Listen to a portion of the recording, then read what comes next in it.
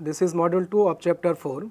In this module, we shall consider a special type of nonlinear equations called the polynomial equation. In module 1 of chapter 4, we have described Newton-Raphson method to find only one root of a nonlinear equation. But in many applications, we have seen that the roots of a polynomial, all roots of a polynomials are required. For example, to find the poles singularity of a function, all roots of a polynomial are required. A lot of direct and iterative methods are available to find all roots of a polynomial equation. In this module, we shall consider two iterative methods to find all roots of a polynomial equation. First, we define a polynomial equation. Let Pnx be a polynomial in x of degree n, and a0, a1 up to an are the coefficients of Pnx. Then the equation Pnx equal to 0 can be written in explicit form as a0 x to the power n plus a1 x to the power n minus 1 plus dot dot dot plus an minus 1 x plus an equal to 0. This is the polynomial equation of degree n. Here we assume that all the coefficients a0 to an are real numbers, and a number xi, it may be a real number or it may be a complex number, is a root of the polynomial equation Pnx equal to 0 if and only if P and xi equal to 0. And we know that every polynomial of degree n has exactly n roots. If xi is a root of the polynomial equation Pnx equal to 0, then Pnx is exactly divisible by x minus xi. And if Pn is divisible by x minus xi power k, where k is greater than or equal to 1, but it is not divisible by x minus xi power k plus 1, then xi is called a multiple root with multiplicity k. If k equal to 1, then the root is called the simple root or single root. Now we describe Virge-Vitta method to find all the roots of a polynomial equation. This method is based on Newton-Raphson method described in module 1 of this chapter. Let xi be a root of this polynomial equation. Then x minus xi is a factor of equation 2. It is obvious from the definition of root. And when the polynomial Pnx is divided by the factor x minus xi, then we obtain a quotient factor, and that quotient factor is nothing but a polynomial of degree n minus 1. And let the quotient polynomial be denoted by qn minus 1 of x, and which is equal to x to the power n minus 1 plus b1 x to the power n minus 2 up to bn minus 1. And obviously there should be a remainder, and that remainder is denoted by capital R.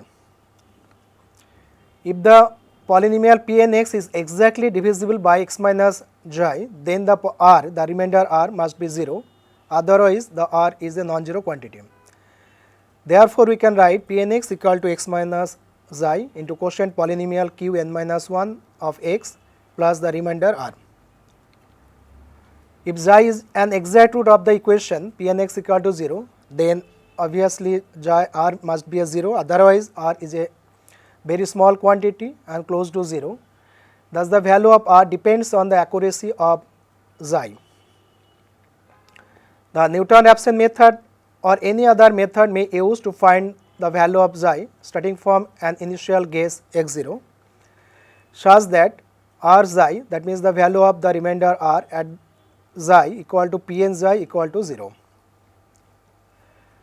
The Newton-Raphson iteration scheme for the equation Pnx equal to 0 is xk plus 1 equal to xk minus Pn at xk divided by derivative of Pn at xk, and this is true for all k equal to 0, 1, 2 and so on.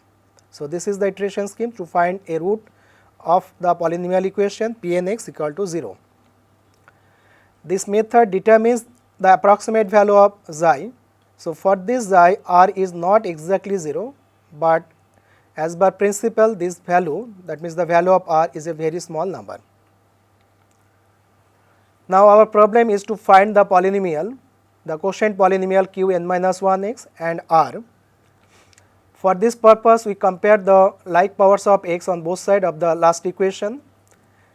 That means the equation is this one, x to the power n plus a1 x to the power n minus 1 up to an. This is the polynomial Pn, and right side is x minus xi into the polynomial Qn minus 1 plus r.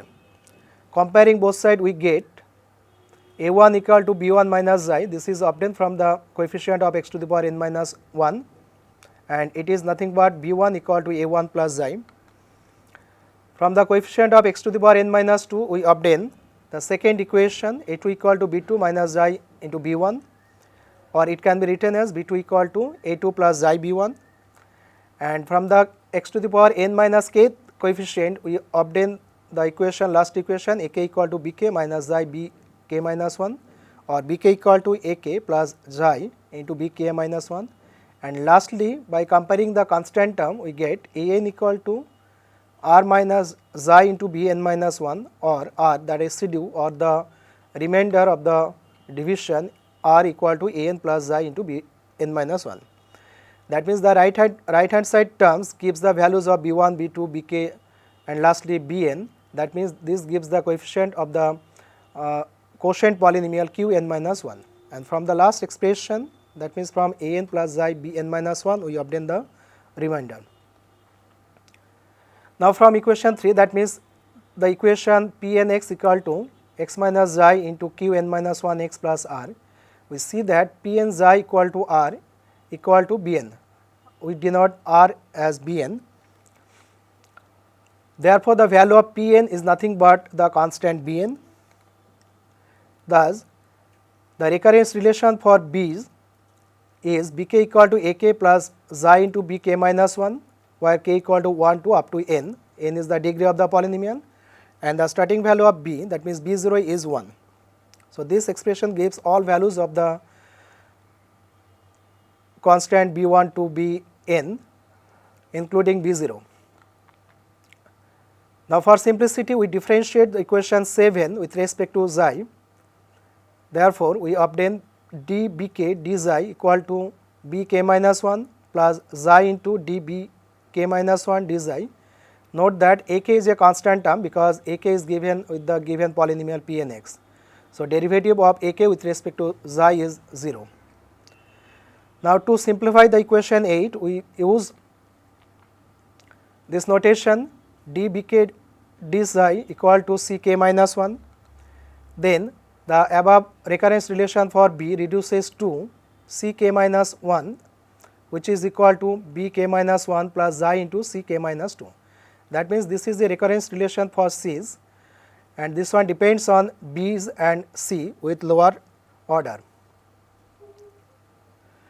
Finally, the recurrence relation of ck is ck equal to bk plus xi into ck minus 1. This is true for all k equal to 1 to n minus 1. So from this equation, we can evaluate all c's, and from equation 8, we can evaluate all b's. Now to find the Pn dash at xi, we differentiate the equation 6, and it is equal to dr dxi, which is equal to dbn dxi, and this is nothing but cn minus 1 obtained from last equation, equation number 9. Thus, the iteration scheme, the Newton-Raphson iteration scheme 5, equation number 5 becomes xk plus 1 equal to xk minus bn is the value of Pn at xk, whole divided by Cn minus 1, this is the value of Pn dash at xi, and this iteration scheme is valid for all k equal to 0, 1, 2 and so on. This method is known as Virge-Beta method to find a real root of a polynomial equation. All the values of bk's and ck's are written in the tabular form shown below. The first row represents the approximate root x0, and 1 to an are the coefficient of the given polynomial Pn, and second row is obtained by multiplying all b's by x0, and all b's are obtained by the first approximate value x0 is x0, that one remains unchanged, 1 remains unchanged, and summation of a1 and x0 is nothing but b1, and sum of a2 and x0 b1 is b2. Similarly, bn minus 2 equal to an minus 2 plus x0 bn minus 3, bn minus 1 obtained by summing an minus 1 and x0 bn minus 2, and last term, that means r or bn is equal to an plus x0 into bn minus 1. Similarly, we obtain the values of c's from the last row 1, c1, cn minus 2 up to cn minus 1. Cn minus 1 is nothing but the value of the first derivative of the polynomial Pn at the initial guess x0. So, this table of values is useful to calculate b's and c's, particularly during hand calculation. Now, we consider one example to find all the roots of the polynomial equation using Virge-Vitta method. Here the polynomial is a 4th degree polynomial, so it is denoted by p4x, and we assume that the initial root or first approximate root is x0 equal to minus 0.5. So, using the table which is mentioned in previous slide, we calculated the first and second rows, and from these two rows we calculate the values of b's by adding the corresponding columns. That means the values of b's are 1, 0.5 minus 8.25 minus 6.875, and last value is 0.437500, which is equal to b4, and it is equal to p4 at x0. Similarly, the values of c's are obtained by the similar process which is applied in the table, and the coefficient or the values of c's are 1, 0, minus 8.25, minus 2.75. So, these values gives the reduced polynomial qn minus 1, and the last value of c, that means the value of c3 is the value of p4 dash at x0. Hence, by the iteration scheme, the first iterated value x1 equal to x0 minus b4 by c3, which is equal to minus 0.340909. This is the first approximate root of the polynomial, which is near to the initial guess minus 0.5. Now, we apply the second iteration to find the second approximate root. The values of b's are shown in the third row of the table, and values of c's are shown in the fifth row of the table, and therefore, the second approximate value x2 equal to x1 minus b4 by c3, which is equal to minus 0.379351. Similarly, the third approximated value x3 equal to minus 0.381954. Fourth approximate value is minus 0.381966, and note that these two values are almost equal, and hence one root of the equation is minus 0.381966, correct up to 6 decimal places. And from the last iterated table, we can determine the reduced polynomial, that means the quotient polynomial, which is equal to x cube plus 0.618034 into x square minus 8.236068 into x minus 7.854102 equal to 0. And this equation is obtained from the third row of the table. All the values are marked by red color. Now, we find the second root of the given polynomial, starting from the reduced polynomial q n minus 1. To find the second root, we assume that the initial guess be equal to 1.0.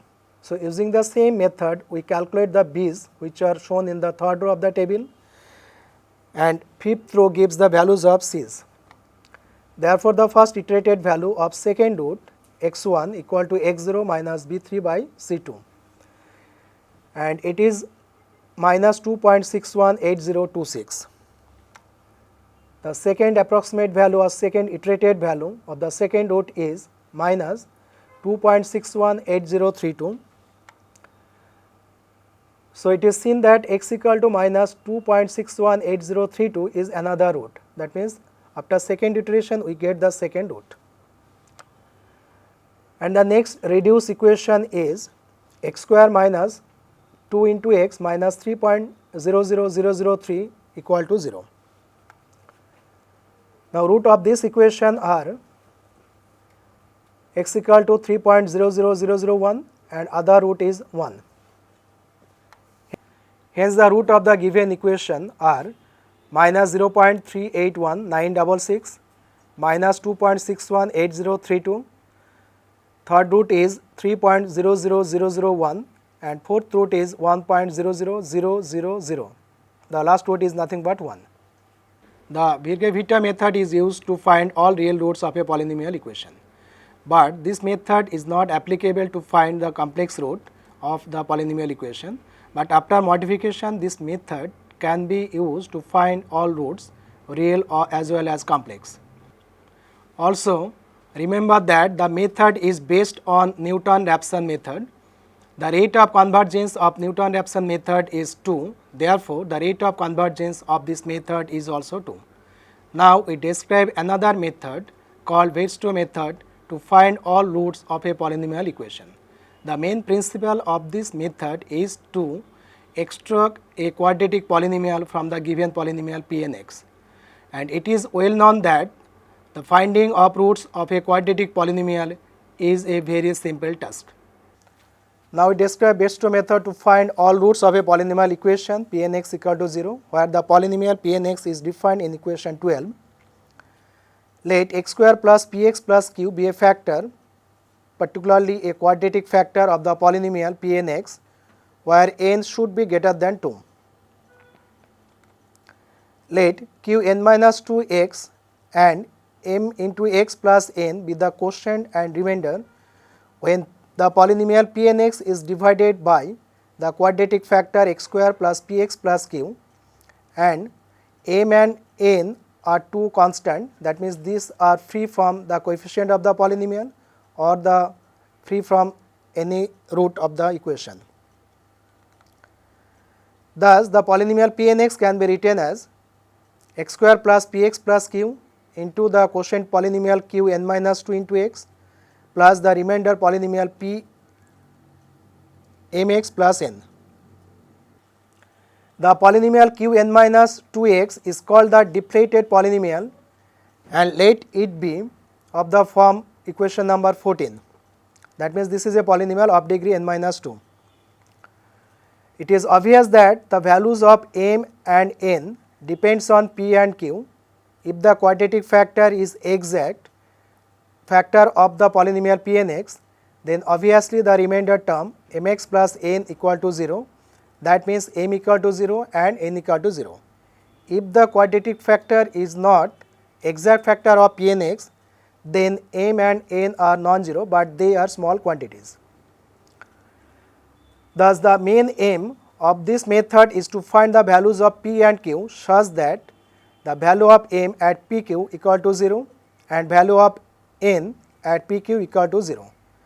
Since the values of m and n depends on the values of p and q, so we consider here m and n are the functions of the variables p and q.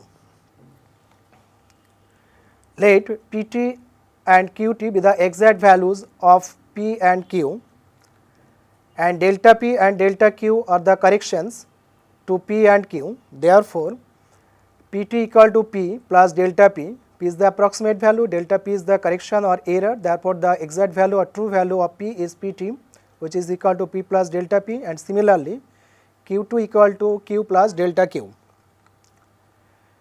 Hence, our aim is to find the values of delta p and delta q such that m of pt comma qt, which is equal to m of p plus delta p comma q plus delta q equal to 0, and similarly n of pt comma qt equal to 0. Now, by Taylor series expansion for two variables, m of p plus delta p comma q plus delta q, which is equal to m at pq plus delta p into first partial derivative of m with respect to p plus delta q into first partial derivative of m with respect to q, and so on, and equal to 0. Similarly, n p plus delta p comma q plus delta q, which is equal to 0. It is assumed that the correction delta p and delta q are small in general. Therefore, we can neglect the higher powers of delta p and delta q, that means the square and higher powers of delta p and delta q can be neglected from the equation, and after neglecting this equation, the above equation become delta p into mp, mp represents the partial derivative of m with respect to p, plus delta q into mq, which is also the partial derivative of m with respect to q, which is equal to m. Similarly, from second equation of last slide, we get delta p into np, np is the partial derivative of n with respect to p, plus delta q into nq equal to minus n. So, these are the system of linear equations, and this equation contains two unknown delta p and delta q, and the number of equations is 2. Therefore, using any method we can find the value of delta p and delta q. Now, the delta p and delta q are obtained by solving the above equations 16 and 17, and therefore, delta p is equal to minus m into nq minus n into mq whole divided by mp into nq minus mq into np. Similarly, delta q equal to this expression. Note that the value of delta p and delta q are determined in terms of the unknown quantities m, n and their partial derivatives with respect to p and q. So, these are not the final values of delta p and delta q, but it is expected that in this stage the values of delta p and delta q either 0 or very small quantity.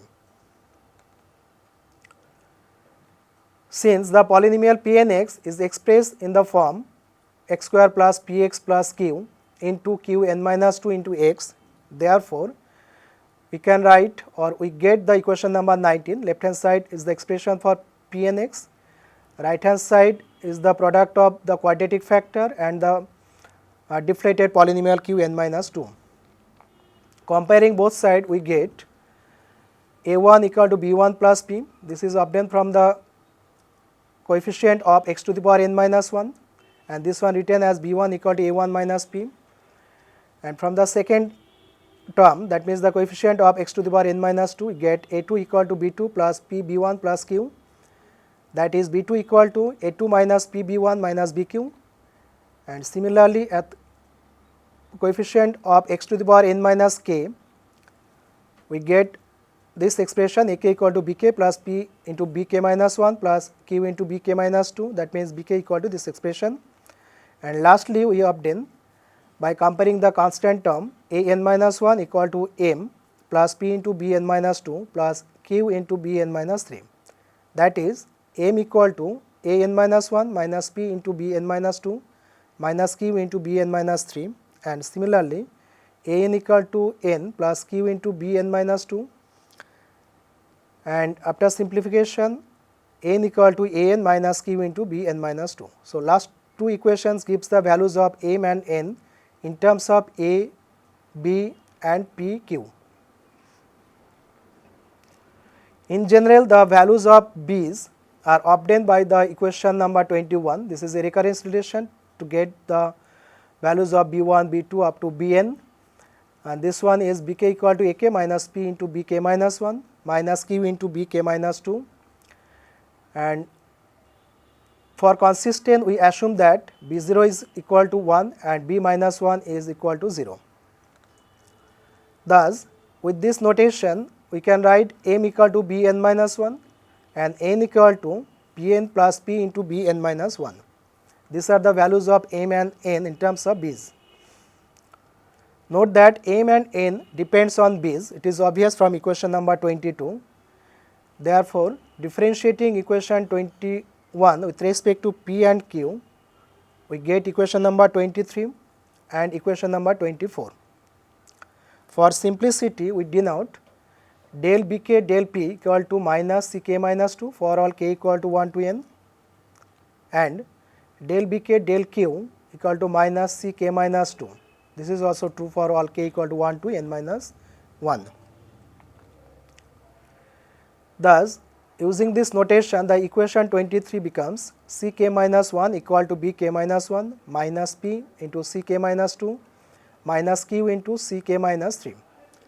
And from equation 24, we get ck minus 2 equal to bk minus 2 minus p into ck minus 3 minus q into ck minus 4.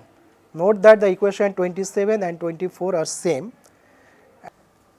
Hence, the final recurrence relation for ck is ck equal to bk minus p into ck minus 1 minus q into ck minus 2. This is true for all k equal to 1 to n minus 1, and it is assumed that c0 equal to 1 and c minus 1 equal to 0. Thus, this equation gives all the values of c's.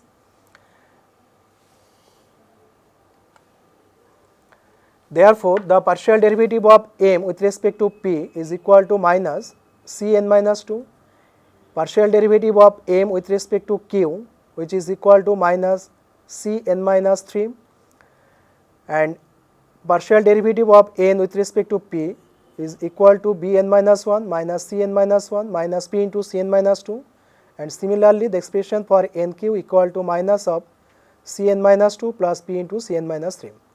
So, using this notation, we can write the expression for delta p and delta q as this one. Delta p is this one and delta q is this one.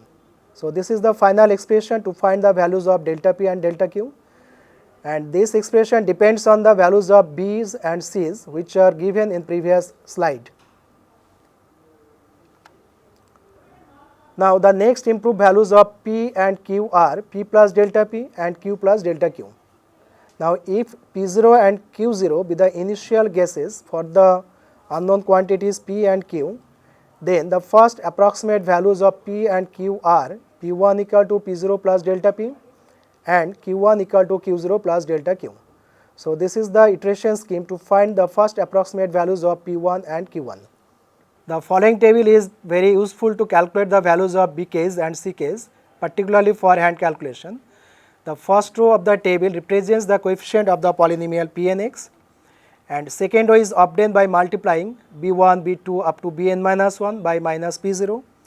Third row is obtained from the same way by multiplying b1 to bn minus 1 by minus q0, and sum of the first column after 1 represents b1, that means a1 minus p0 is b1, a2 minus b0 p1 minus q0 is b2, and so on. And lastly, bn is the sum of an minus p0 bn minus 1 and minus q0 bn minus 2. Similarly, the values of c's are obtained by the same technique, and the last rows gives the values of c's, where c1 equal to sum of b1 and minus p0, c2 is the sum of b2 minus p0 c1 and minus q0, and lastly cn minus 1 is the sum of the last but one column, that means bn minus 1 minus p0 cn minus 2 and minus q0 into cn minus 3. The second approximate value of p2 and q2 are determined from the following equations: p2 equal to p1 plus delta p, q2 equal to q1 plus delta q. Note that p1 and q1 are the first approximate values of p and q, and delta p and delta q are evaluated at this point, that means at the point p1 and q1. In general, the k plus 1 iterated value of p is pk plus 1 equal to pk plus delta p, qk plus 1 equal to qk plus delta q, where the values of delta p and delta q are calculated at the previous iterated value, that means at pk and qk. The iteration process to find the values of p and q will terminate when both the values of absolute value of delta p and absolute value of delta q are very small, that means they are very close to 0, that means the amount of error is 0. Now, we consider an example to illustrate this method. Here we consider a 4-degree polynomial. Our aim is to find all the roots, real as well as complex root, using the Bestow method.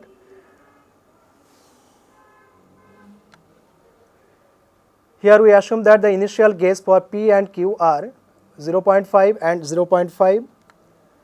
The first iteration, first row contains the values of a's, second row contains the values of b's with multiplied by minus p0, and third row is the values of b's with multiplied by minus q0, and sum of the columns represents the values of b's, and similarly we obtain the values of c's by adding the first column, second column, third column, and so on.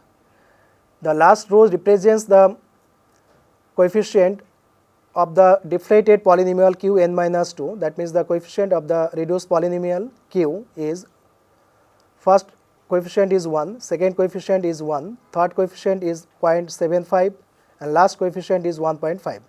So, C3 is equal to 1.5, which is used to the method to find the values of next iterated value of p and q. Hence, delta p is equal to 1.978261 and delta q equal to 0.891304. This is the first approximate value of delta p and delta q.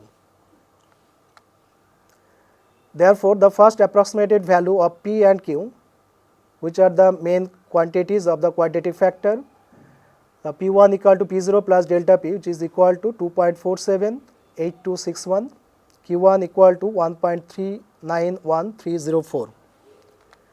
The second iterated values are p2 equal to 1.90790, q2 equal to minus 2.86999. This is the third iterated values, this is fourth iterated values, this is fifth iterated values, and in sixth iteration we obtain delta p equal to minus 0.000062 and delta q equal to minus 0.000081. Note that these two values are close to 0. That means we can terminate the process or iteration method to find the values of p's and q's correct up to 4 decimal place. Therefore, the 6 iterated values are p6 equal to p5 plus delta p, which is equal to 1.796471, and q6 equal to q5 plus delta q equal to 0.459879. So, these are the 6th iterated value of the parameters p and q. Hence, delta p and delta q are correct up to 4 decimal places. Therefore, the value of p and q are 1.7965 and 0.4599 correct up to 4 decimal places. Hence, a quadratic factor x square plus 1.7965x, this is the value of p, plus 0.4599, this is the value of q. So, this is a quadratic factor and the reduced deflated polynomial is obtained from the 6th iteration, and the coefficient of the deflated polynomial q are 1, 0.203467, 2.174505. Thus, the deflated polynomial q2 is x square plus 0.2035 into x plus 2.1745, and this polynomial is correct up to 4 decimal places. Therefore, the given polynomial p4x equal to x square plus 1.7965 into x plus 0.4599, this is the quadratic factor extracted from the Best-of method, and last factor is the deflated polynomial q2x, and this is x square plus 0.2035 into x plus 2.1745. Thus, the roots of the given equation are minus 0.309212, second root is minus 1.487258, and two other roots are complex. The first complex root is minus 0.101765 plus I into 1.471098, and other complex root is minus 0.101765 minus I into 1.471098, where I is the imaginary quantity, this one nothing but root over minus 1. In this module, 2 iterative methods are described to find all the roots of a polynomial equation. The first method is used to find all real roots, but the rate of convergence of this method is quadratic, and the second method finds all the roots, real as well as complex, of a polynomial equation. And many other direct and iterative methods are available in literature. The interested person may consult with the Learn More section for other references.